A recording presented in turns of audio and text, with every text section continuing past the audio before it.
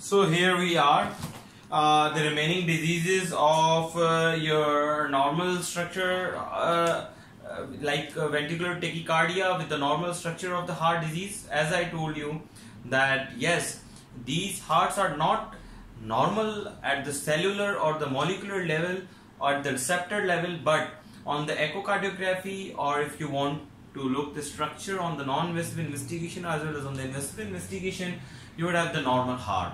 So that's why we have categorized it into normal heart. So after fascicular and like the idiopathic, that those one the focal or the fascicular VTs, we have the channelopathies. Channelopathies means these are the arrhythmias because of the pathology of the channels. Okay. So the important thing which here I want to discuss you is with the first one is the Brugada syndrome. You know that the BRS is the Brugada syndrome is a very important syndrome, and the prevalence is not that common.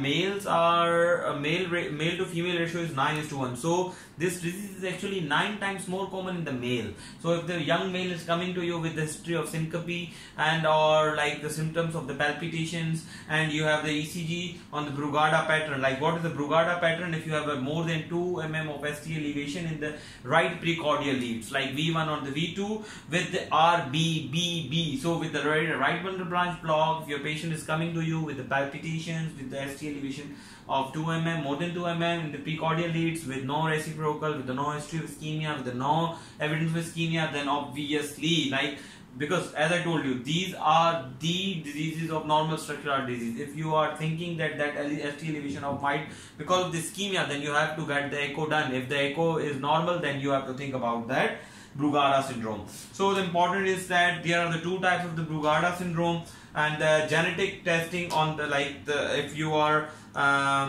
expecting that how much cases would be positive on the genetic testing, that only 20% of the cases become positive on the genetic testing when you get the genetic testing done of these patients.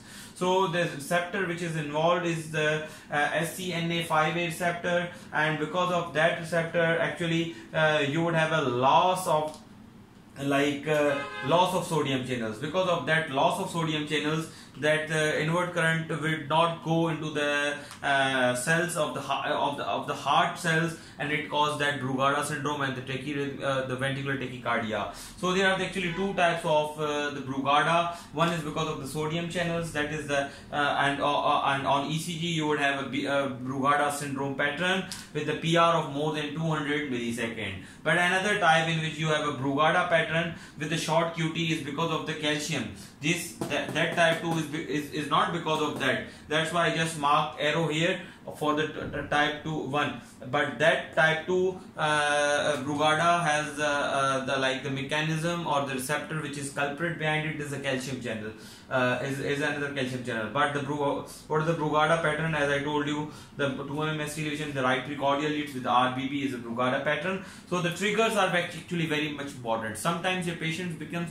asymptomatic and they would have a history of Brugada syndrome, but when you get the ECG done, you would have a very much normal and pretty normal ECG.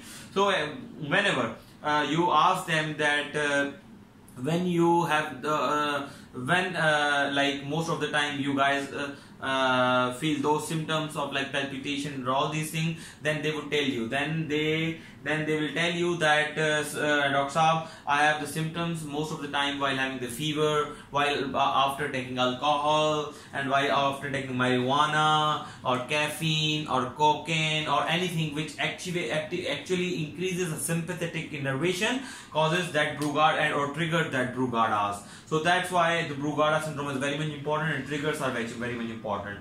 So the lethal condition which is actually associated with that is atrial fibrillation. So 20% of the atrial fibrillation is association, and the Brugada with atrial fibrillation is obviously lethal one.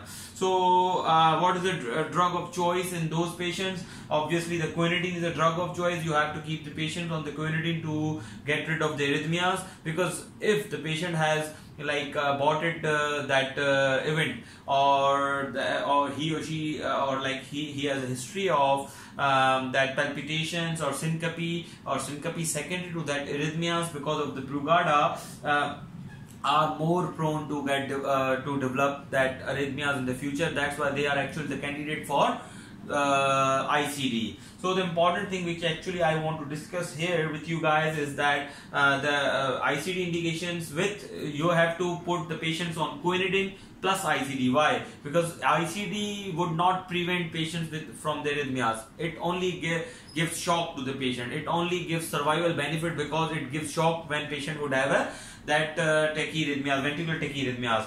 So the survival of the sudden cardiac death secondary to Brugada is obviously the class 1. Just one thing I want to make you guys clear that any condition in which your patient would have a survival of cardiac arrest and you would not have a reversible cause, then in those conditions the ICD always becomes number 1 or class 1 indication. Such as if your patient has a scar VT, or if your patient has a VT with the normal structural heart disease and your patient is actually has a history of survival of cardiac arrest or that aborted sustained VT, or your patient had a sustained VT on ECG and your patient becomes symptomatic, then obviously the ICD becomes number one cause if the reversible cause is not available.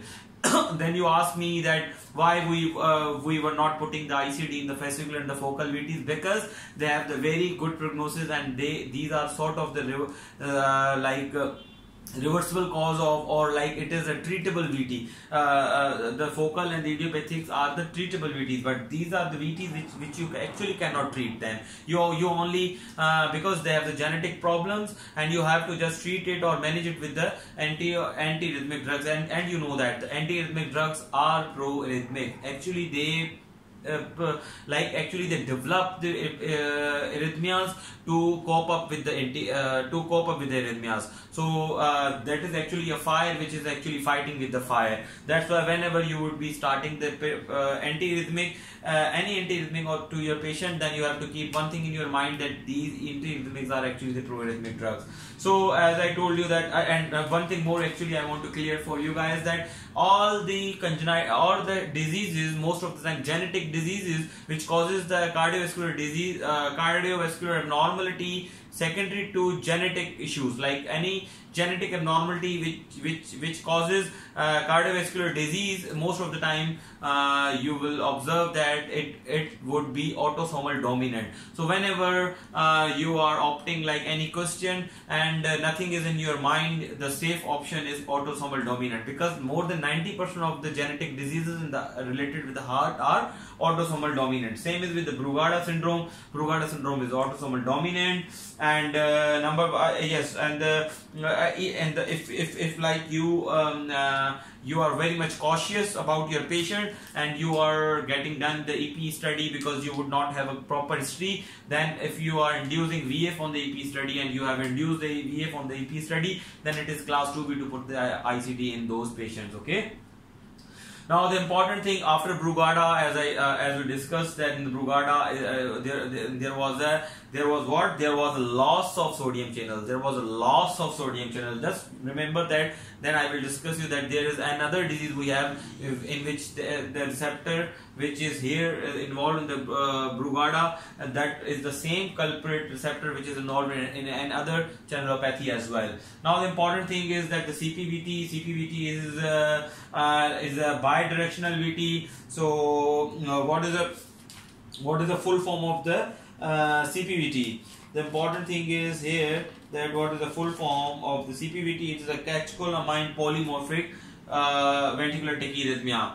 Why this is a catecholamine polymorphic? Because that anything which any stress or any condition which causes increased release of catecholamines causes that polymorphic ventricular tachyarrhythmias. So that is again the autosomal dominant and autosomal recessive as well. There are the two genes involved in it. One is the calsequestrin, which is autosomal recessive gene, and second is the ranodine gene, which is also a common gene as well, though that is the autosomal dominant. As I told you that most of the time the diseases which are involved, the genetic diseases which are involved in our cardiac patients are autosomal dominant.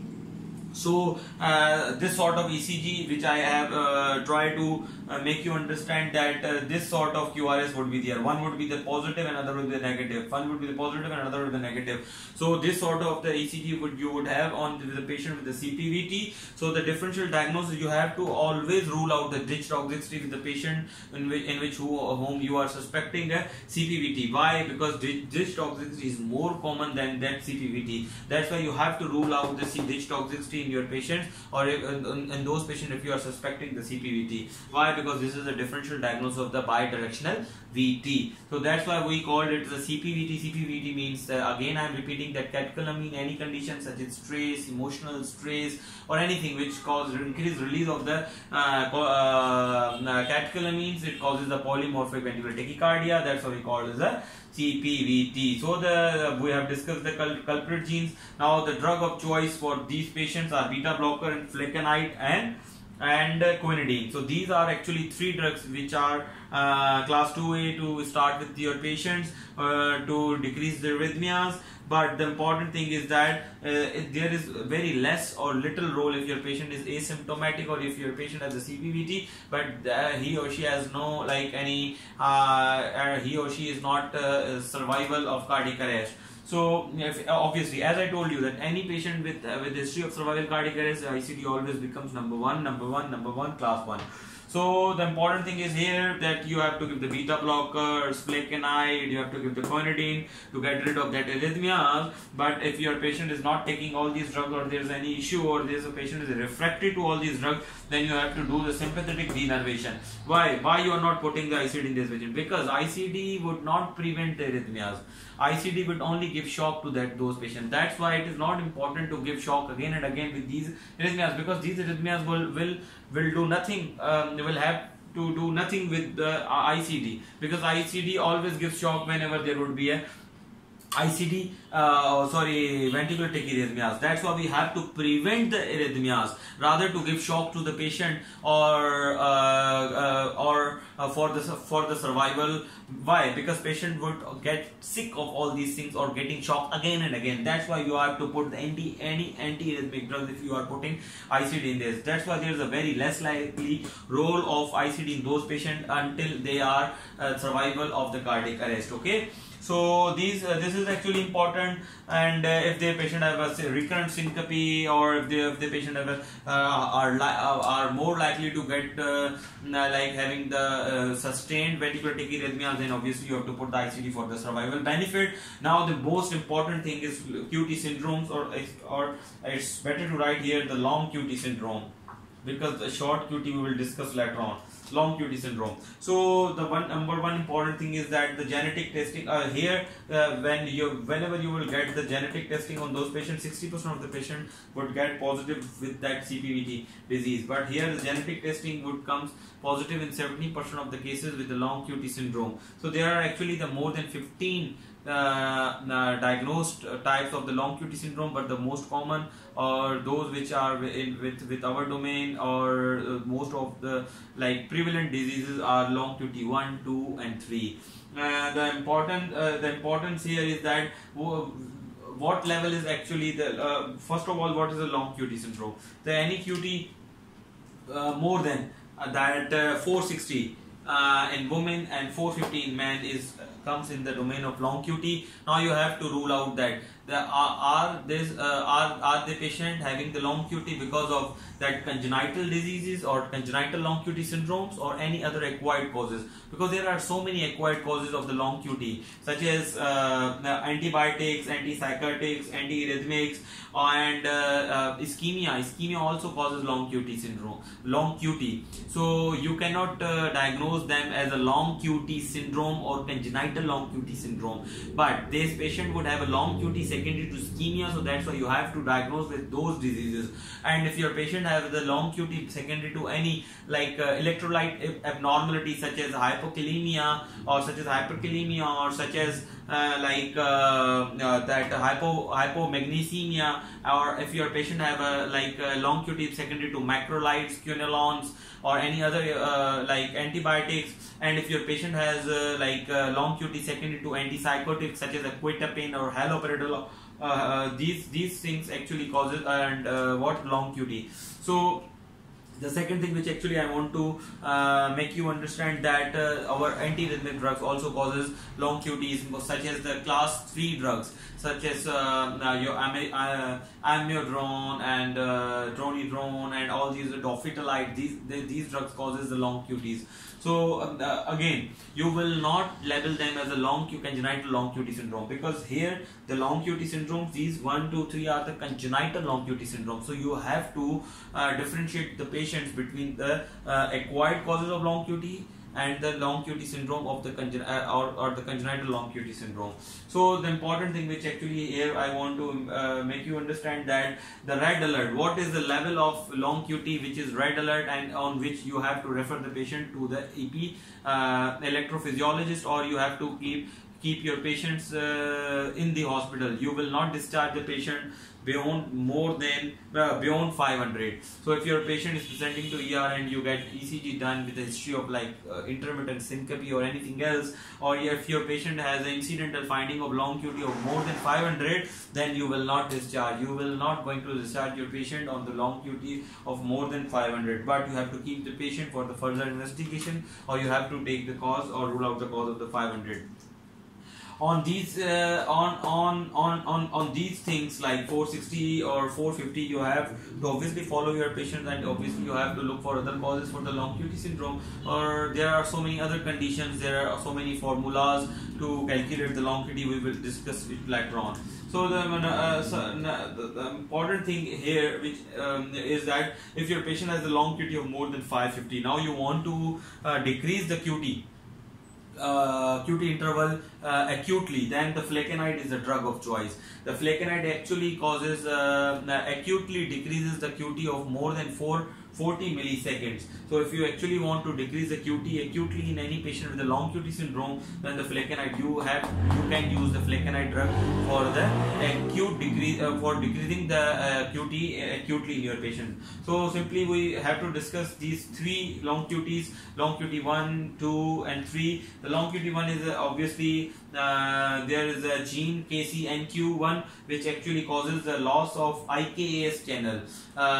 These are actually slow potassium inward current channel which causes if you remember my lectures of action potential which we discussed in the tachyarrhythmias lecture number 1. So if you haven't watched that lecture, so you have to understand that actually mechanism, you have to watch that lecture before listening to this.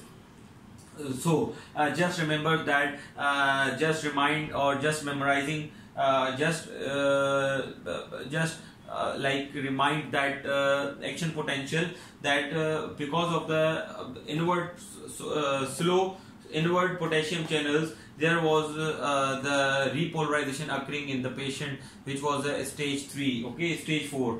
So the important here is that because of that faulty gene, there would be a loss of that inward potassium current and in that slow channels. So it actually causes what? It actually causes the decreased repolarization, and it increases the QT. It increases or it is prolonging the QT. So any QT which is increasing, it is actually important. It means that there is something going on with the repolarization. So the faulty inward potassium slow channels causes what? Decreased potassium current causes what? Long QT1. So the prevalence of the long QT1 is 30 to 35%. So the patient with the long QT syndromes, congenital long QT syndromes, in which if they are 100%, so the 30 to 35% are because of long QT syndrome 1.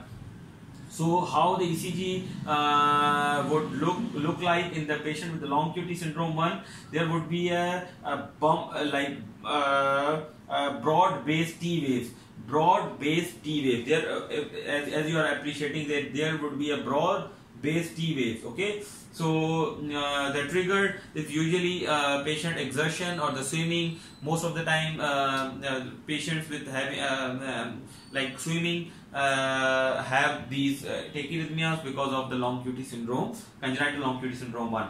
Now the congenital long QT syndrome 2 has again there has a faulty gene which is a KCNH2. There was a KCNQ1 and there is a KCNH2, and because of that gene it causes what? It causes loss of inward potassium current because of the rapid, this is the IKR channel, that actually channel causes what? It causes inward potassium current rapidly. So these are the rapid potassium receptors which causes inward potassium current rapidly, and because of that receptors, this potassium is going rapidly towards inside the cell and causes the repolarization. Because of that faulty channel, that long QT2 syndrome causes, and then the prevalence is actually 25 to 30%. So the commonest is long QT syndrome 1. So here the trigger is auditory trigger or the lactation. Most of the time females lactating their babies have the arrhythmias. So if the history, if someone is giving the history that I was lactating my baby and heard a ring at the doorbell, and I had a palpitation, then she came to ER, and when you got done the ECG and you got done that long QT syndrome, long QT with that bump or the notch T waves. So that notch T waves actually is the finding for the long QT or the congenital long QT syndrome 2. So these are notch T waves with the long QTs is actually the significant identification for the long QT syndrome, congenital long QT syndrome 2. Now the important is here that long QT syndrome 3, as I told you that there is one disease in which the same receptor is involved. So in the Brugada there was what? There was a loss of sodium channel, but here there is a gain of sodium channel. That sodium channel again which was lost because of that faulty gene. In Brugada syndrome, here that there is an excess of sodium channel because of that gene. So the prevalence is actually 5 to 10%, not more than it. So but the triggered is sleep. That's the most difficult and the most dangerous. Why? Because in the sleep patient has most of patients do have that arrhythmias. So and the ECG finding is that the isoelectric line with it in the T waves, as you are appreciating here, and obviously there is a faulty sodium channel. That's why the drug which actually. So here the drug of choice in the long QT syndrome 1 was atenolol. Okay, atenolol, and the drug of choice in the long QT2 syndrome was the nadolol. But the drug of choice in the long QT3 is mexiletine, ranolazine, and flecainide. So these you have to remember these drugs, because most of the time in the examinations people or your supervisor and the examiners ask you that which is the drug of choice in the specific condition. So in the CPVT the drug of choice, and these are the drug of choices according to the American College of Cardiology guidelines of 2017. These are the drugs which I have written here. It is actually quoted, and the reference of these drugs is actually ACC, which I have written here, the AHA and the ACC guidelines of 2017. So the drug of choice for the long QT syndrome 3 is mexiletine, ranolazine, and flecainide. Okay. And obviously the indication of ICD in these long QT syndromes is again down to the list, because ICD does not prevent the arrhythmias. ICD only gives shock when patient has arrhythmias. That's why if the patient is a survival of cardiac arrest, as I discussed and as I told you earlier, that then you have to put the ICD in your patient. But if your patient is asymptomatic or having the long QT syndrome, there you have to risk stratify to your patient, and you have to think about it that before putting the ICDs, because most of the time your patients has recurrent arrhythmias, and then you have to treat them accordingly, or you have to keep your patients on ICD as well as on the drugs, because you have to prevent the arrhythmias, and you have to prevent the arrhythmias as well as a sudden cardiac death. So if with the ICD you are preventing the sudden cardiac death, and the drugs you are actually preventing that arrhythmias. So